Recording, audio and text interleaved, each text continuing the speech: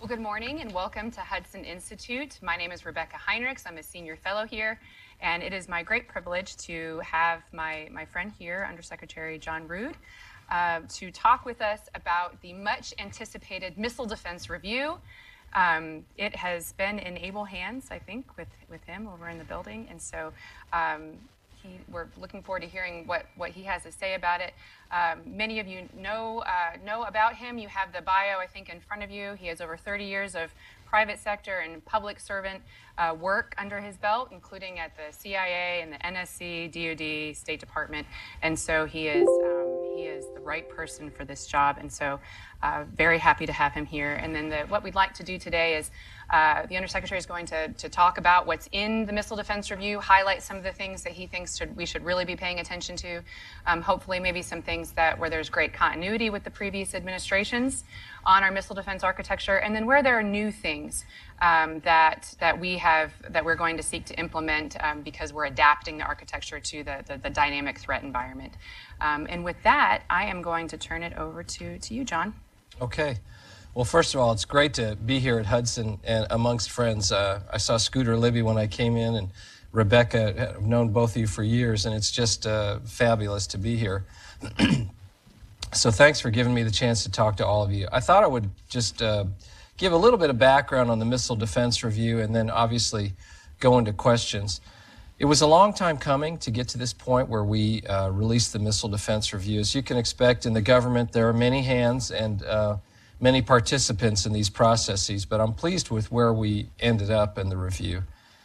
And you start off with, if I was here talking about any other topic, the great power competition in which we find ourselves, or the situation in the Middle East, or what we see in Asia developing, I think you'd hear a familiar theme, which is that's really the backdrop against which the missile threat continues to grow. If you look at our national defense strategy, it talked about the fact that the specter of great power conflict has reemerged, that we see China and Russia pursuing capabilities, but also pursuing activities that are meant to change the global structure, meant to change the common set of rules and practices that have been applied for free movement of ideas, for goods, for trade, that have emerged in the post-World War II period.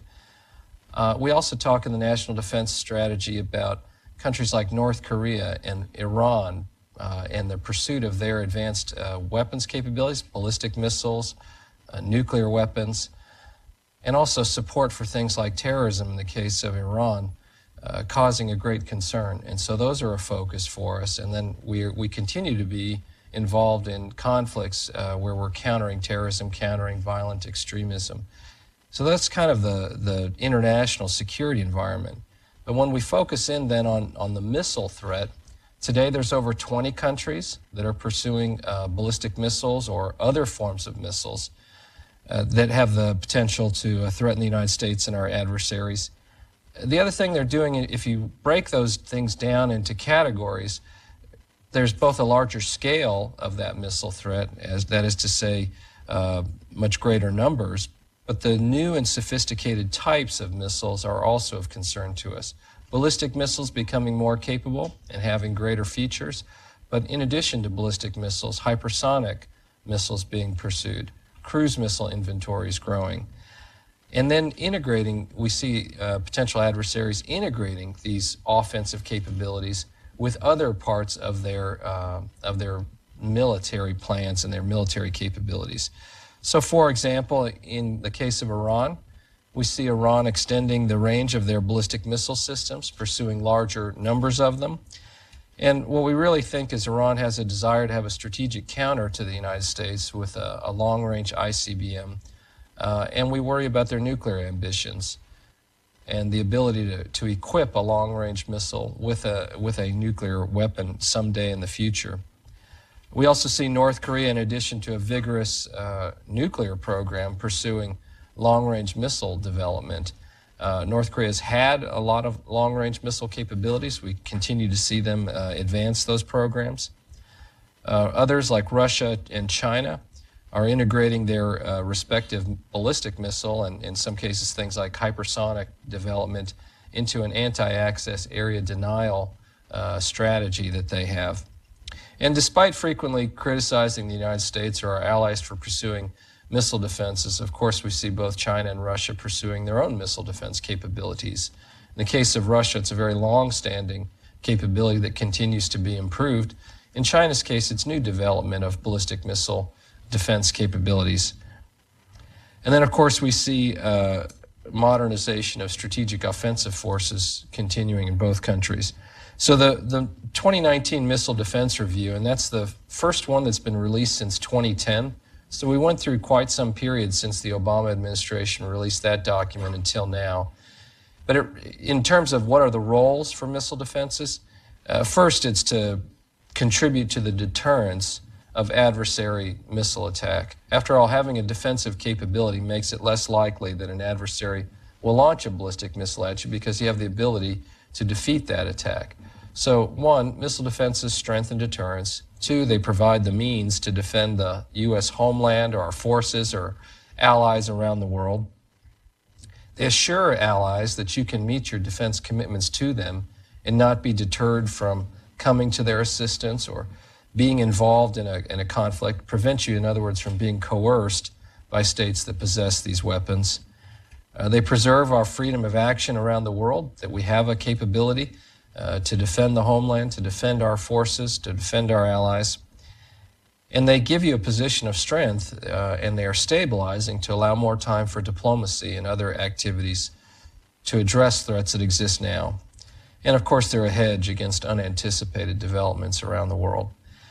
So the 2019 MDR sets out a few key policy priorities that will shape that. One that's a significant force planning goal is that we will maintain the size and capabilities of the U.S. missile defense system that is sufficient to stay ahead of the threat that we face from countries like North Korea and Iran. The forthcoming budget that will be submitted to the Congress will implement the Missile Defense Review.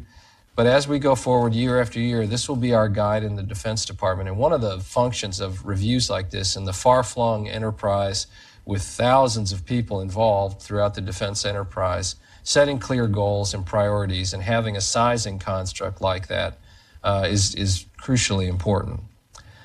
The other thing is, of course, stated in the document, the United States will not accept any particular limits through arms control agreements or other activities on our ability to defend ourselves. Some of us are veterans of the previous regime when the United States was a party to the 1972 ABM Treaty and withdrawal from that. And the policy of the United States is that we will accept no limits on our ability to defend ourselves. We will continue to rely on nuclear deterrence to deter countries like Russia and China from attack on the United States or our allies. And we're also going to continue to emphasize the fact that offenses and defenses will work together as part of contemporary deterrence to deter any attacker from viewing that as a possibility. So we'll have a comprehensive missile defense system. Flexible and adaptive missile defense capabilities is part of our plans for the future.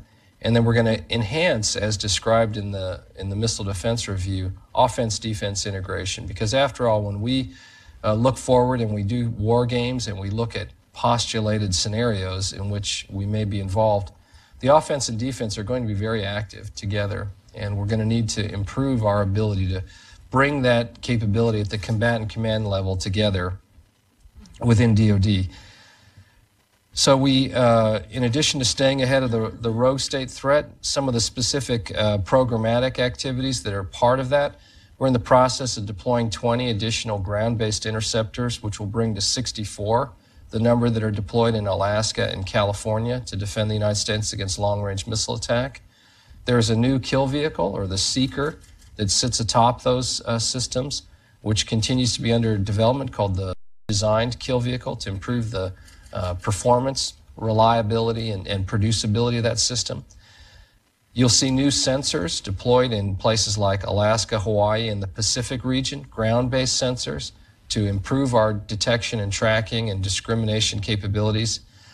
We've in the process of fielding a space-based kill assessment capability. That is to say, give you the information to know whether your first interceptor that you fire at a target succeeded in striking the target, and did it do the expected damage.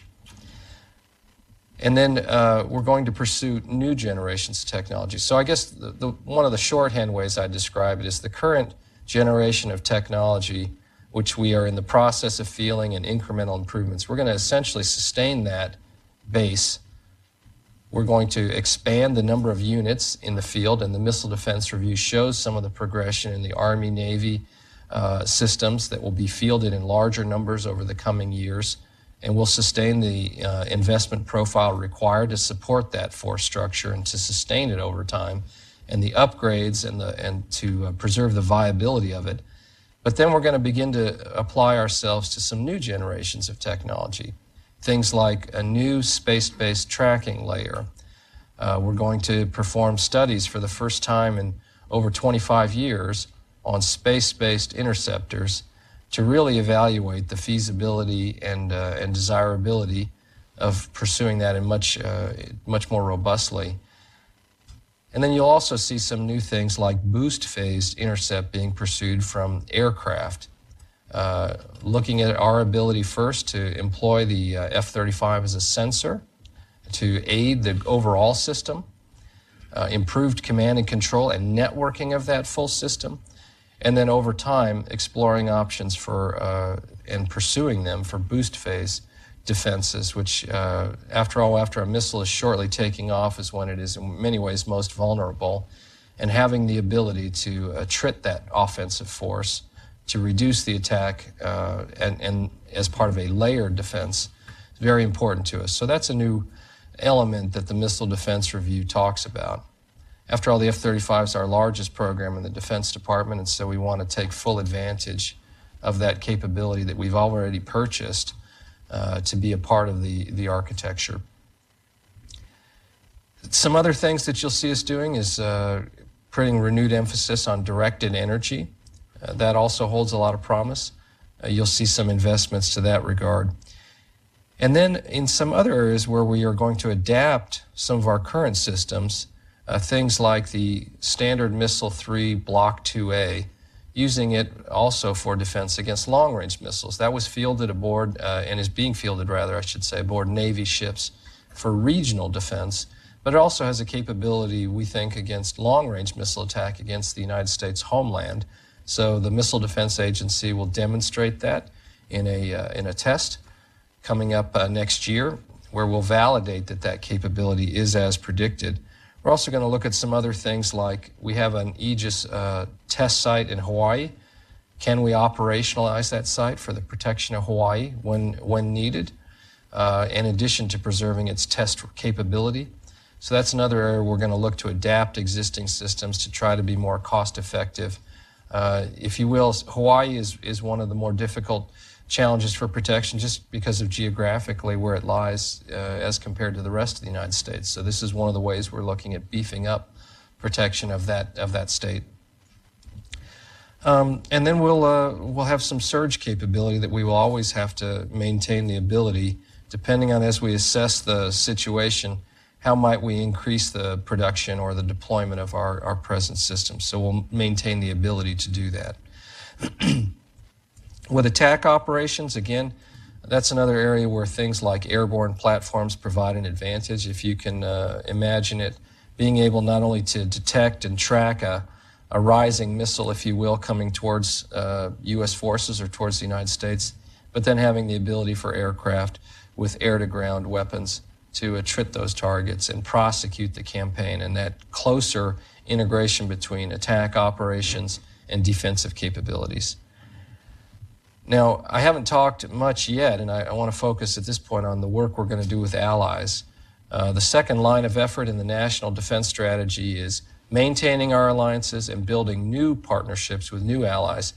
The Missile Defense Review talks pretty extensively about all of the work that we're going to do with our allies, whether that be in Asia, where we've had a terrific partnership with Japan in the development of the Standard Missile 3 Block 2A, but also in things like Aegis ashore, that is to say what we typically have aboard ships being placed on land for the protection of Japan. There are two of those assets that the Japanese government is in the process of procuring. Japan has played host to U.S. radar deployments. That cooperation is really very strong, and we're very pleased about it. And if I kind of walk around the map, in Asia we've had strong partnerships, like I say, in places such as Japan. Excuse me, in Europe, at NATO, the alliance at 29 has made a decision to pursue protection of alliance territory and population centers, as well as our deployed forces. There are alliance systems to do that, a command and control system, an office to plan for the capability and the integration of different allies' capabilities so the alliance can operate as one. The deployment of the European phased adaptive approach, Aegis Ashore sites in Romania and in Poland, as well as deployment of sea-based assets in Rood, Spain, along with radars in places like the Danish territory of Greenland and in England, in the UK, at Fylingdales. All of those things coming together along with command and control elements to allow the alliance to proceed with missile defense protection for its territory, as well as separate programs to allow the alliance to operate out of area, that is to say in some conflict where the alliance is operating together, and defend its forces. So the work in Europe, very strong across NATO, a number of defense capabilities. And then in the Middle East, of course, the United States cooperating very closely with countries like Saudi Arabia, the United Arab Emirates, Qatar, and then where we've probably had the longest and deepest cooperation in Israel, with several cooperative programs between the U.S. Missile Defense Agency and their Israeli counterparts. So we really will feature that kind of work with friends and allies going forward in the Missile Defense Review. And that's probably a good place to stop and take questions unless there's more. Well, if I could just ask a few questions, and then I do want to leave time to just have a few questions from the audience, so do be thinking about that. My first question, let's just start with the Homeland, since Homeland is still a priority for this administration, Homeland Defense. I've noticed that in the previous administration, it did look that Congress has explicitly said that they wanted the Pentagon to take a look at a third interceptor site in the United States to hedge against, one, to just beef up our defense against the North Korean threat, but in particular it's the Iranian ICBM threat that we're concerned about. The Pentagon has done the environmental impact studies to look at where we might go if we want to go that direction. But this MDR didn't say that we're going to deploy that. Is that, one, is that because we're not as concerned about the progress of the Iranian ICBM threat? And then two, how quickly can we deploy that third site should we decide to pursue that avenue?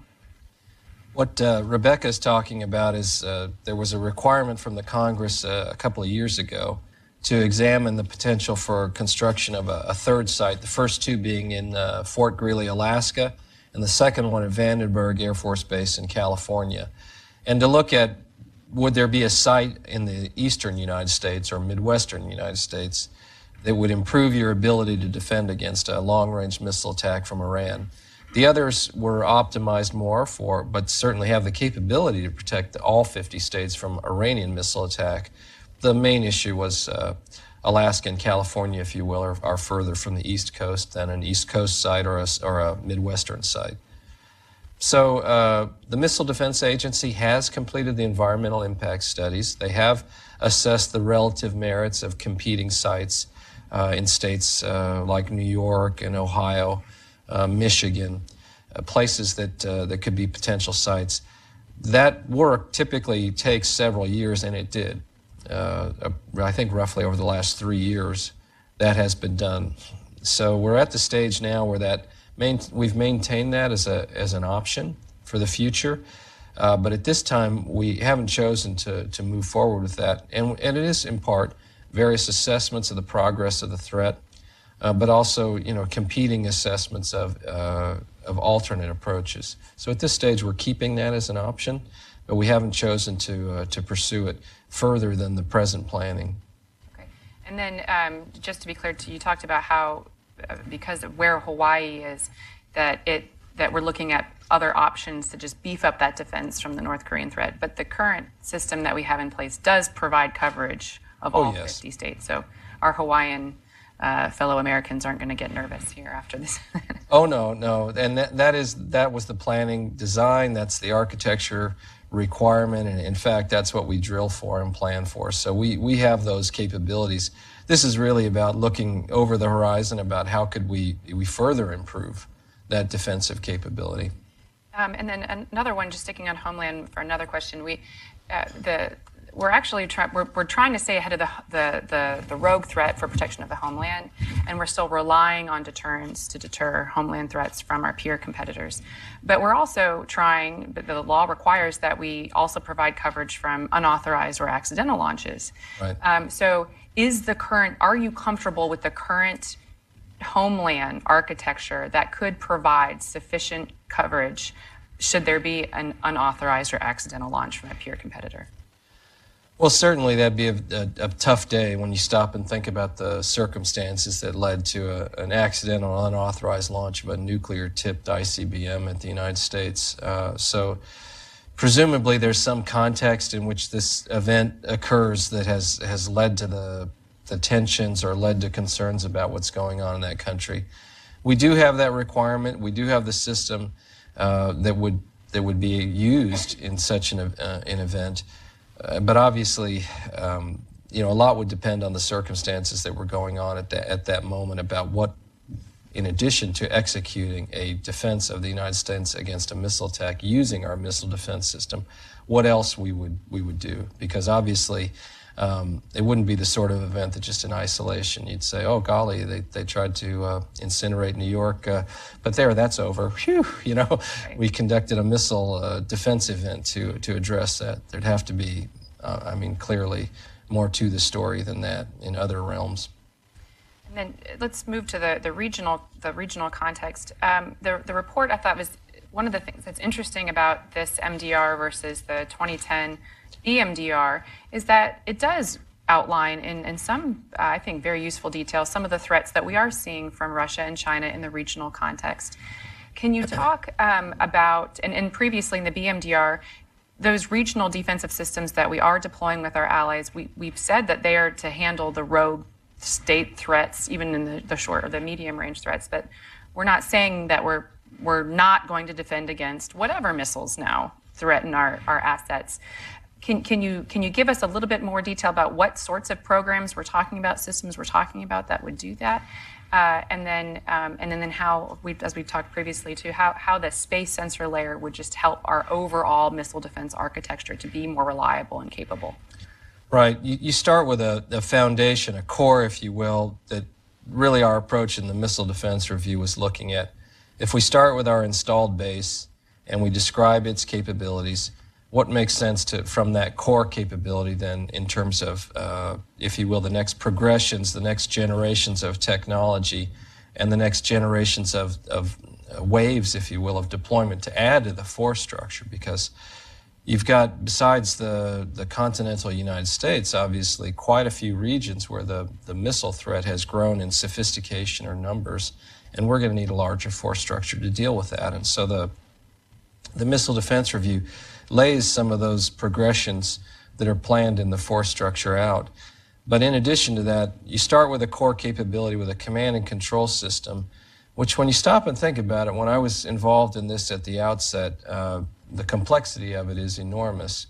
To receive near instantaneously tippers on missile launches anywhere in the world, to process that information, route that information to each and every time zone in the world where U.S. forces are at, and to be able to simultaneously execute a defense of both shorter range defenses but also longer range defenses, and to coordinate how all those various systems interlace. So one, we're going to continue to improve that command and control system. If that backbone, if that network doesn't continue to improve, we will have really suboptimized the whole system.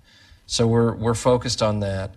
Then you also have a legacy layer in space to allow for space warning and some tracking. Our intention is to improve that capability substantially, and not just for ballistic missile attack. This is the Missile Defense Review. There's no word ballistic in it because in addition to ballistic missiles, the scope includes hypersonic weapons and cruise missiles. So to improve our capability to track from space, yes, we're going to do some terrestrial sensor improvements, building on both the current systems and some expansion with additional radars. But if our head of research and engineering, Mike Griffin, was here, he'd say, at some point, proliferating ground-based or earth-based sensors just won't close the gap with what you need to do, and going to space in a cost-effective way and taking advantage of. There's really an amazing situation going on in terms of the development and deployment of new space capabilities, both commercially and militarily, and taking advantage of that wave to have a space-based sensor layer so that as a first step, being able to see it, because you can't shoot what you can't see, and that we'll start with that as an initial improvement. And then, of course, we've got all the various sea and ground-based interceptor capabilities, both in the United States as well as deployed aboard ships, in some case fixed assets like in Europe at the Aegis Ashore sites, that we will link into that capability. And then this airborne layer, starting now to get the Air Force much more involved. This has been a very heavily focused program for the Army and the Navy. The Air Force really just operating long-range radars and space-based detection assets, but having the Air Force force structure be applied much more robustly to this problem set, if you will, through airborne sensors, and then we hope later boost phase defenses from aircraft. And those can affect really from any particular source that an offensive system are coming from. I think that the point that you made too about, Dr. Griffin talks about this a lot, General Hyten talks about it a lot, that we can't, if we're trying to we want that birth to death tracking, especially of those more sophisticated missiles, and we can't populate these areas of responsibility with sufficient ground-based and sea-based radar to provide us that coverage. And so even though a lot of people get concerned about the price tag for a space layer, it's actually more cost-effective if you're really looking at the capability that you're trying to achieve, rather than populating the area with the ground-based. And it simply just isn't feasible from an operational standpoint too. And then this brings me to my next question, which is, I thought it was noteworthy in the report, it emphasized the stabilizing impact of missile defense.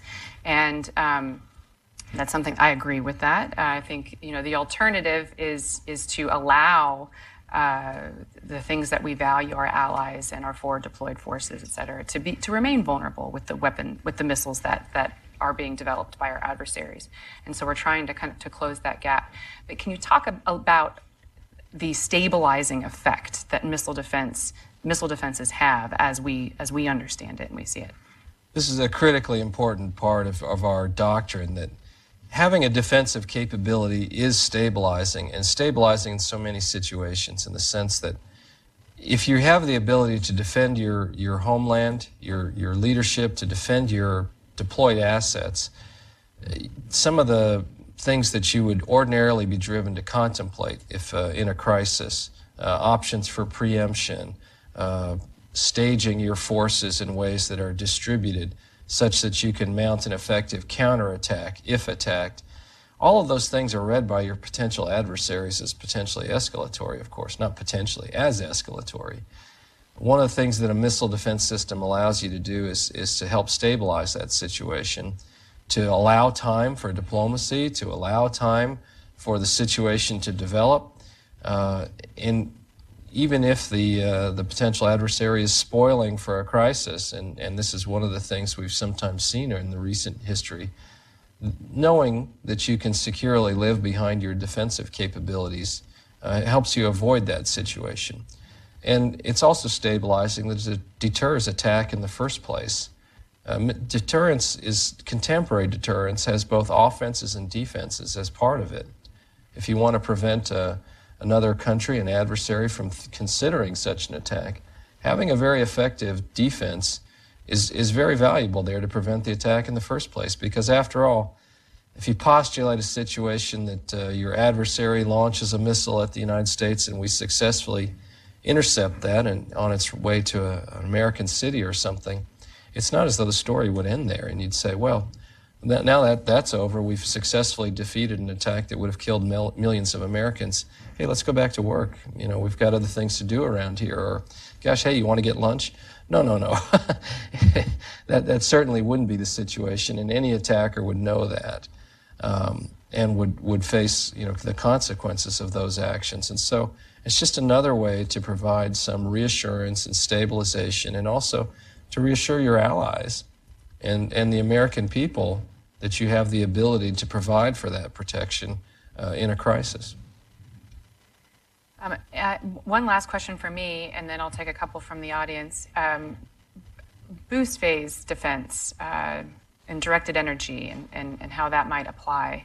Depending on who you talk to, you know, the joke is just we're always 5 or 10 years away from having a feasible directed energy program, and it's always 5 or 10 years away, never closer.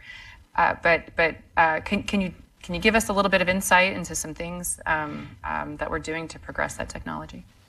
Well, that is one of the things that the Missile Defense Review talks about, is giving greater emphasis to directed energy systems as part of our defensive capabilities. And they're really very attractive when you think about the cost effectiveness and the capability about being able to deal with offensive missiles, from cruise missiles, hypersonics missiles, other things, with a weapon that works at the speed of light to affect that system. You're right, there are lots of jokes about the time it's taken to develop lasers. I have to say, my personal experiences in my lifetime, I think it's the only technology that I can recall that has happened slower than I expected as a boy and now as an adult.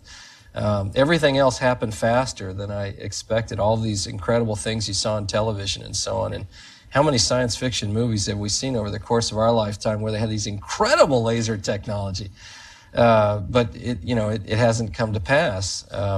We all have phones that operate like the systems we saw on Star Trek and so on so many years ago that you can talk to and give voice commands like Captain Kirk. But unfortunately, with directed energy, it hasn't materialized at that speed.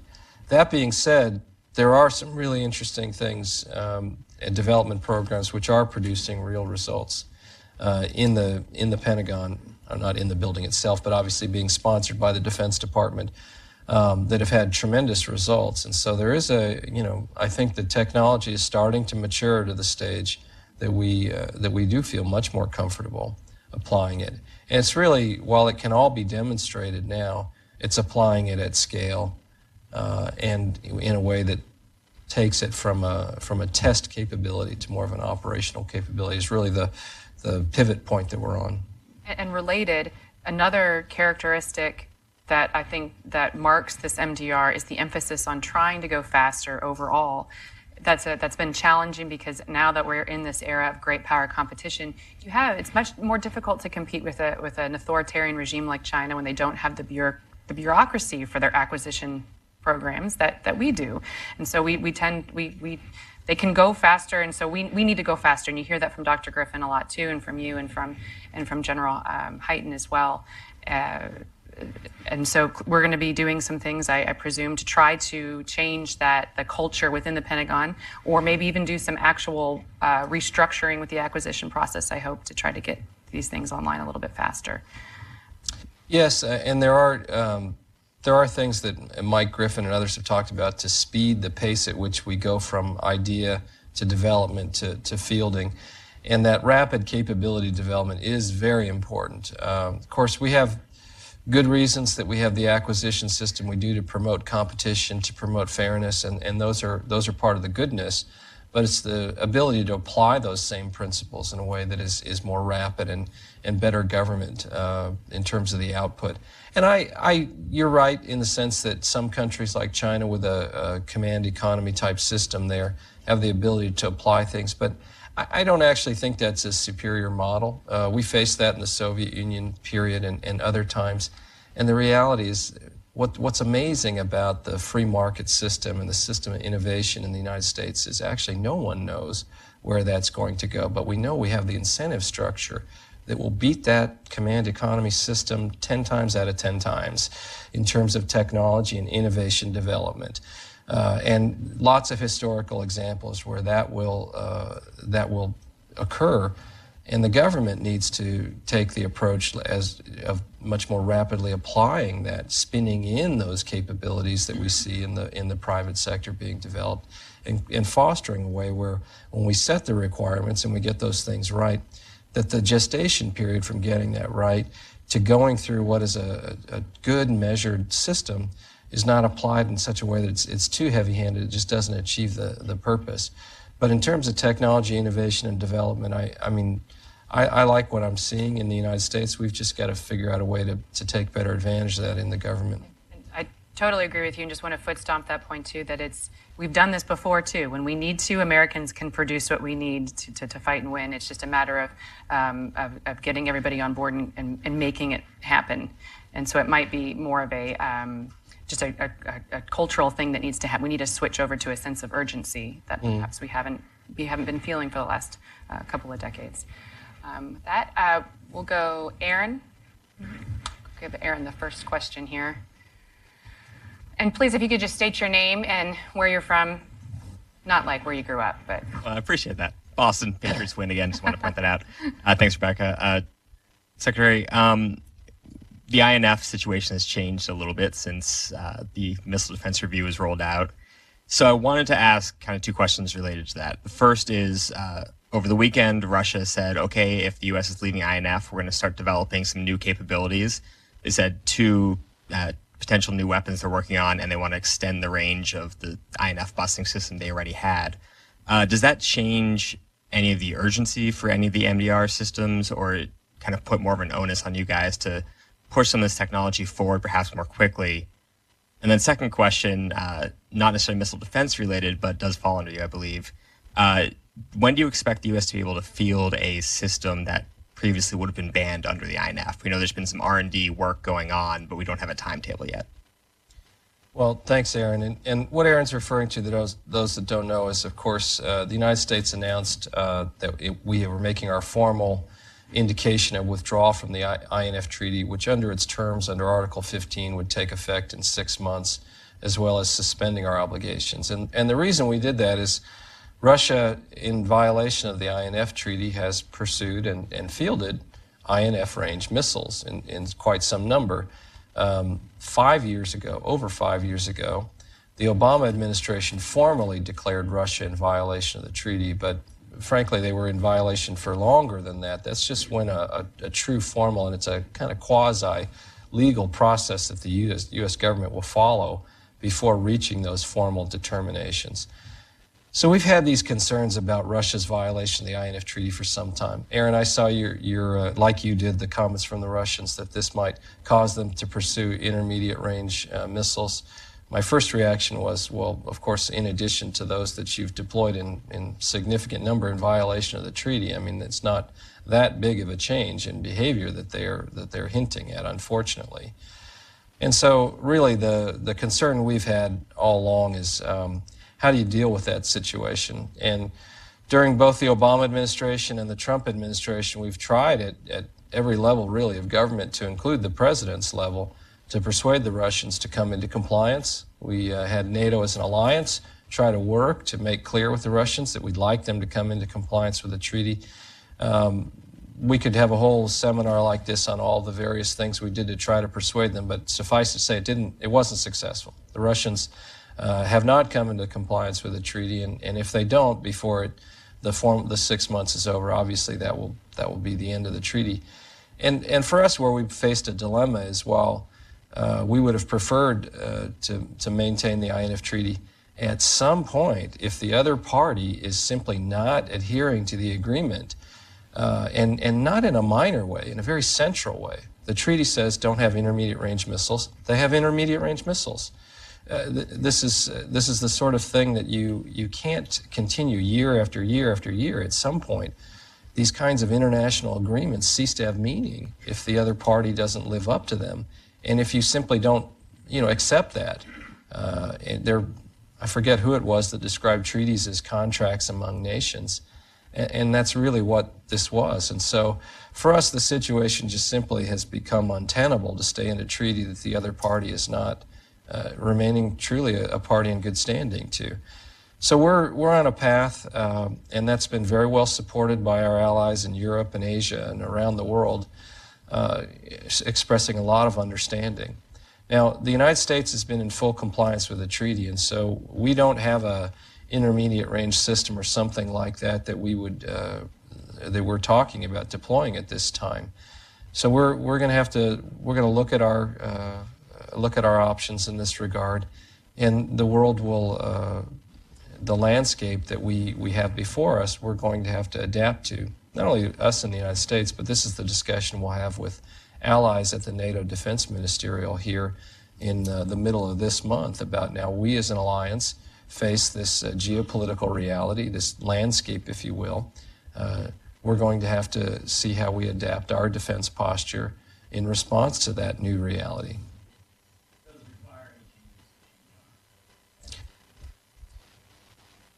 No, it doesn't require changes to the Missile Defense Review. I think the Missile Defense Review, of course, takes into account that landscape that existed. And the change since the Missile Defense Review was being drafted to now is really more the formal decisions the United States has announced about our adherence to the INF Treaty. And the ground launch missiles that we are looking at now, because the Congress mandated that we begin looking at research and development. Like you said, we were not, and we've been in good standing with the treaty ourselves, but we did begin research and development. But we're still looking at conventional ground launch cruise missiles. There's no, I think this keeps popping up, I'm seeing in some foreign media that perhaps the United States is thinking about putting, nuclear ground launch cruise missiles again in Europe, and that's not something that we're looking at. We don't have any plans right now, and aren't contemplating deployment of nuclear missiles in Europe or anything of that nature. That's not what we're thinking about right now. It's important. Josh, and then we'll come here. Thank you so much, Josh Rogan, Washington Post. Thank you for your time and for your service. A two-part question. The parts aren't related to each other. There have been some reports about Pentagon discussions with your Indian counterparts about strategic missile defense cooperation between the United States and India. Can you give us an update on the status of those talks? And is it true that the Indians are considering buying the THAAD system? And the second unrelated part of the question is, we've seen many reports that North Korea's ballistic missile program has made advances despite no testing since the June summit in Singapore last year. Would you say that North Korea's ballistic missile capability has gone up, gone down, stayed the same, or you don't know since June? Thank you. On your first question there with regard to India, we've had a very positive relationship with the Indian government, and we're building what we hope is a much deeper and broader relationship with them, all the way from the presidential level with Prime Minister Modi on down. And we've had excellent meetings, and we're expanding our agenda. There's more meat to it, if you will. And so I'm really feeling very good about the overall trajectory of that relationship. Now, for some of us, like myself, that have been involved through successive administrations in building it, that relationship, really in both the Bush administration, the Obama administration, and now in the present Trump administration, we have talked to the Indians about missile defense as potentially an area as well to collaborate on. It's early days to determine how far that will go. The Indians have substantial capabilities domestically of their own, and you may be aware they've done some development of missile defenses. So the degree to which they're interested in acquiring or working collaboratively with us in the United States remains to be seen. We're certainly open to that kind of collaboration on our part. And if that isn't one of the areas they choose to go in, there's quite a bit of other meaty areas that we can pursue. Maybe I should have chosen a term other than meaty. Quite a few Indians are vegetarians, as you know, but you get the point. Now, with regard to North Korea, threat is really composed of both capability and intentions, and North Korea retains significant missile capabilities, and we talk about those in the Missile Defense Review in some detail, the progression of those programs, the advancement of North Korea's capabilities, and that's why we're improving our missile defense capabilities also to keep pace with that or indeed stay ahead of that threat. So certainly And the North Korean missile engineers are bright people. We monitor what they're doing. But we feel pretty comfortable with our defensive capability, even as it evolves, in terms of what the North Koreans are doing. I want to get a lady here because we haven't. Okay, go ahead. Thank you very much. Christina Wong with Breitbart News. On the hypersonic missile defense or missile threat, how much of a priority is that, and will defense against it require new infrastructure, or will it rely on existing infrastructure? Thank you. Well, it is a priority for us, as you see in the Missile Defense Review. Of course, first one of the reasons that it is called the Missile Defense Review instead of Ballistic Missile Defense Review is that very point where we've taken note of the programs that are underway around the world to develop hypersonic capabilities. We think, have a defense capability to address those things. Now, in a number of cases, the level of maturity of those hypersonic systems is still some years away. So we're starting our efforts here on the defensive side. As I mentioned, the first priority will be in terms of tracking and detection, monitoring them. First step in having a capability to deal with a defensive capability against that type of threat would be able to see it and track it, and then later, of course, have the ability to deal with it. As in any one of these endeavors, you're going to have a mixture of taking advantage of legacy systems as well as some new technology development. And in the new technology development, it's really focused, as I say, principally on the sensor side of that part of the mission right now. We'll go here and then here. Go ahead. Just put your microphone. Thank you. A reporter from Voice of America. I have two questions. First, a few hours ago, Russia just announced that it's going to exit the INF treaty. And also China announced that it's going to have its fourth nuclear carrier. So my question is, are you worried that there will be a armed race? Second question is, which pose this greater threat to the United States, China or Russia? Thank you.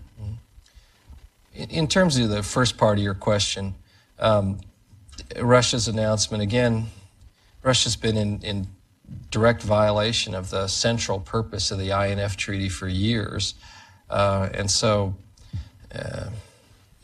I'm not sure there's going to be that much of a change in behavior. After all, while Russia was a party to the INF Treaty, what did they do? Produce and field intermediate range missiles. What they're saying is they won't be constrained by the treaty, which its only prohibition is you cannot produce and field intermediate range missiles. The difference between Part A and Part B is not really much of a difference here if the treaty has not actually constrained their behavior and moderated their behavior. It's regrettable. We would have liked, and we would still like, for Russia to adhere to the Intermediate Range Nuclear Forces Treaty, but we haven't figured out how to persuade them to do so. So, I mean, I don't think that's a noteworthy concern for us, the Russian statements that have emerged here in the last 24 hours. In terms of China's continued progression and how does that rate in the progression, the National Defense Strategy talks about both of those countries being a significant concern. And it is the progression of their capabilities and what are the intentions behind those capabilities, but it's also an unwillingness or a way of challenging and trying to revise the international systems and order that has existed. For example, on free navigation, free movement through the air, through the global commons, movement of ideas, respect for others' sovereignty, that poses a concern. And so we're concerned in their very different challenges, what we see from Russia than what we see from China. But both merit, substantial concern for us and occupy a large part of all of our days in the national security functions in the U.S. government. I think it's important to note, too, that, The INF Treaty, as John said, we were the only ones that were being constrained by the treaty. No other country on the planet was being constrained by the INF Treaty. In fact, China has the most diverse, largest missile force on the planet, and I've heard, more than 90% of its missile forces would violate the INF Treaty had it been party to the treaty. So this is, I noted that the Chinese government had lamented that the United States was withdrawing, and I thought that was very interesting. We'll go here, and then I think this might be the last one. Unless you can go really quick, we might be able to squeeze one more in before 11. Thank you. I'm Satoshi Nishihata from Happy Science USA. It's a sort of general question. I have been wondering what took it 1 year to be released. If you can specify the reasons, what is the biggest concern, or what is the biggest issue, and what is the biggest change between 1 year, between last year and this year? Thank you. My experience in the U.S. government is that there are many different, and I've worked at different agencies, the Defense Department where I am now, the State Department, the National Security Council, intelligence agencies, the Congress. We have a large, complex government, and working together as a large team to produce very detailed studies, to have competing views aired, to look at alternatives and have a debate about those takes some time in our system. And my view, as the person kind of shepherding this missile defense review through that process, was there was always time to get it right. And if it took a little longer to do that, we were going to take that time in order to get to the right destination. And so it's really nothing more than allowing time for those various discussions, approvals, activities to take place that required some additional time. One last one. It's going to be really super quick. Hi, I'm Steve Traver. I was one of the system engineers on the SDIO architecture starting in 1985, and I'm glad that the report referenced the fact that you're going to leverage the prior R&D work, because that prior R&D work really laid out a detailed scientific approach to dealing with all these problems. But we had an advantage at that time in that the leadership gave us two things that made it possible to reach a conclusion. One was clear metrics on how you measure success, and the other were unconstrained war games so that we could always look well into the future, and in both cases we could work our way back to what the solution was. And that turned out to be important because when we started testing, the critics always said every test was not realistic, okay? And I can tell you, now having spent 20 years on the congressional staff, every test you're planning to do, that we are planning to do, will be labeled unrealistic. And the only counter to that is to say, wait a minute, here's how we're going to get to the end game. And here's how we measure the end game. So my only concern about the excellent work that you've done is there's no metric in there, the kind of metric that President Reagan and Paul Nitze and all the people when we started SDIO laid out, so we could say, here's what happens at the end, here's how we're going to get here, here's what they're going to do, here's how we're going to anticipate that. Do you have a plan eventually to lay out how we're going to measure, and then using realistic simulation show the critics that every test is not unrealistic? Thank you. Well, Steve, I share your frustration at times about some of the press commentary or frankly commentary from some others about testing and realism. I keep thinking, I'm not sure how many dozens of intercepts of real targets, including in combat, it will take to kind of finally put to bed some of that criticism that the testing was somehow unrealistic. But it's producing systems that are being fielded and used in combat situations which are successfully intercepting missiles and saving lives. And some of the test scenarios, I'm very impressed with the complexity and the realism of them.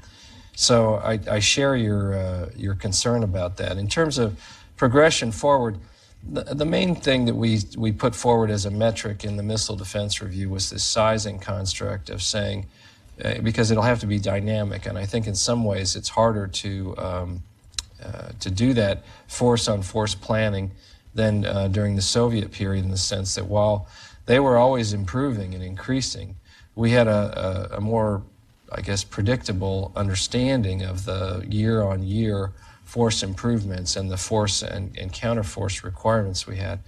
But we put forward this sizing metric to stay ahead of the threat from North Korea and Iran in their missile programs. So as those grow, as they mature, as new technologies are incorporated, that we will have therefore the requirement and the guidance to the Defense Department organs to be able to address that response. Now, as we go further forward, I think you've given us something to work with here. Can we further define in metrics some of the improvement on things like hypersonic capabilities? So I take your point. Thank you so much. Please join me in thanking Undersecretary Rood. Thank you. All right, thanks.